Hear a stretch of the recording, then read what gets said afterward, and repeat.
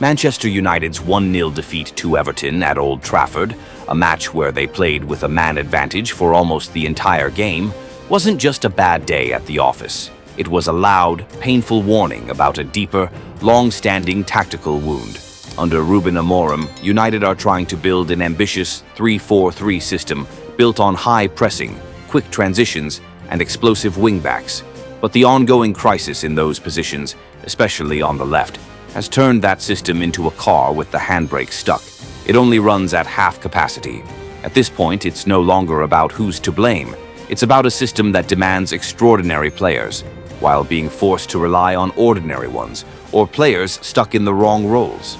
Performances from Diogo Dalot, Patrick Dorgu, and the inconsistency of others like Mazraoui have become the perfect symbol of a team that looks tired, unbalanced, and incomplete.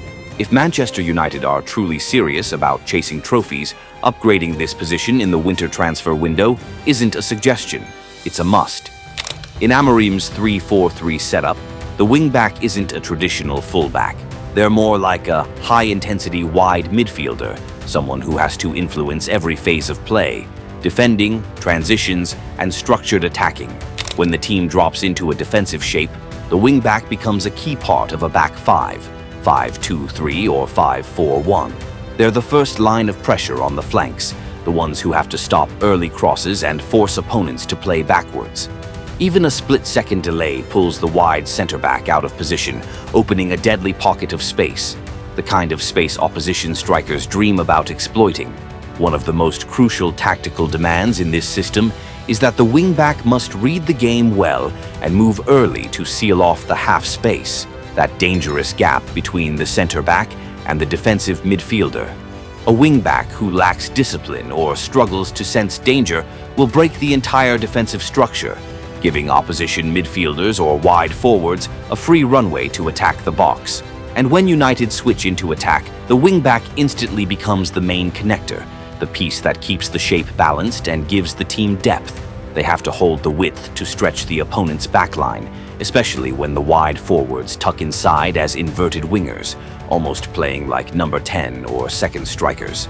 The wider Dalot or Mazraoui stay, the more room the wingers have to cut inside and link up with Bruno Fernandes. On top of that, wingbacks need to combine quickly in tight spaces, forming those little passing triangles with the central midfielders and wide forwards. But if the wingback receives the ball, stops, and simply passes it backwards, which Dalot does far too often, the entire attacking rhythm collapses. United's high press loses its bite, and the opponent gets all the time they need to reorganize. Using Diogo Dalot, a naturally right-footed player, as a left wingback has created a functional imbalance that United simply can't afford. His body shape when receiving the ball on the left forces him to pause, adjust, and turn onto his stronger foot. That tiny delay of just a few tenths of a second freezes the whole attack. Dalot rarely drives aggressively down the line or whips in an early cross. Instead, he tends to drift inside, stripping the left flank of depth and unpredictability. The passing triangles become predictable, and United lose the explosiveness they desperately need on the wings. The numbers tell the story clearly. Dalot is producing just 0.17 expected goals and assists per 90 minutes, while Amad Diallo, tearing it up on the right, is hitting 0.45. That nearly threefold gap isn't a coincidence. It's the direct consequence of United's left side being completely clogged. And Dalot's defensive issues aren't random. They follow a pattern, one you can predict. Instead of stepping up, closing the space, and defending on the front foot, Dalot often drops off and waits for the attacker to make the first move. Against elite wide players like Mohamed Salah, Phil Foden, or Bukayo Saka, that hesitation is fatal. It gives them the time and angle they need to cut inside or pick out a killer pass, putting the entire United backline on its heels. In simple 1-2s, Dalot is often drawn to the ball and forgets the return runner, leaving the space behind him completely exposed. It's a basic positioning mistake in a system that demands constant awareness and proactive defending. United's weak left flank has created a domino effect that unintentionally weakens the whole tactical structure. With a dynamic, dangerous right side and a passive, predictable left, United becomes split in half. Opponents only need to overload Amad Diallo's side and press the weaker flank. And suddenly, Amorim's attacking patterns look predictable and easier to shut down. The entire pressing and fast-attacking identity loses its edge. When the wingback can't provide width or move the ball forward, the creative burden shifts entirely onto the midfield, especially Bruno Fernandes and whoever partners him. If Dalot doesn't stretch the pitch, Bruno has to drift wide to create space, pulling him away from zone 14, the area where he's most dangerous, and reducing his ability to play those game-changing passes. Meanwhile, the left center-back ends up doing extra work, constantly stepping high to compensate for the lack of width, which opens the door for counter-attacks and leaves huge gaps behind the defense. Manchester United need wingbacks who can play consistently in their natural roles and at the required level. That means smarter squad rotation, and just as importantly, a real upgrade in quality.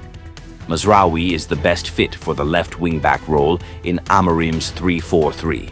He's comfortable using both feet, which lets him control and release the ball quickly on the flank without having to stop and readjust his body.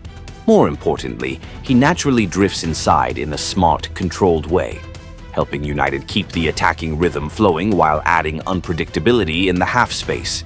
Defensively, he presses at the right moments and reads danger far better than Dalot. Instead of retreating passively, Mazraoui steps up, engages, and restores the discipline and aggression that United's defensive shape desperately needs. Patrick Dorgu, meanwhile, should be seen as an exciting tactical wildcard. His passing is still raw, but his pace and ability to burst in behind the defensive line create immediate pressure and force opponents to drop deeper. He's the perfect option when United need to increase the tempo, attack directly, or exploit tired legs late in matches. Luke Shaw is another name worth mentioning. At his peak, he was a top-class left-back, but his current fitness levels make him a major risk.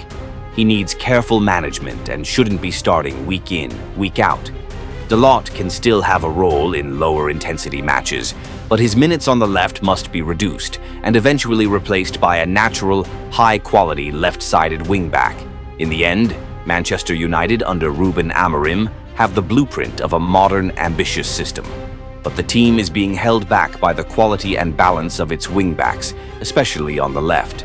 The contrast between a dynamic right side and a stagnant left has turned the whole structure into a machine that can't run smoothly. Bringing in one or even two top-tier wingbacks isn't just about fixing a position.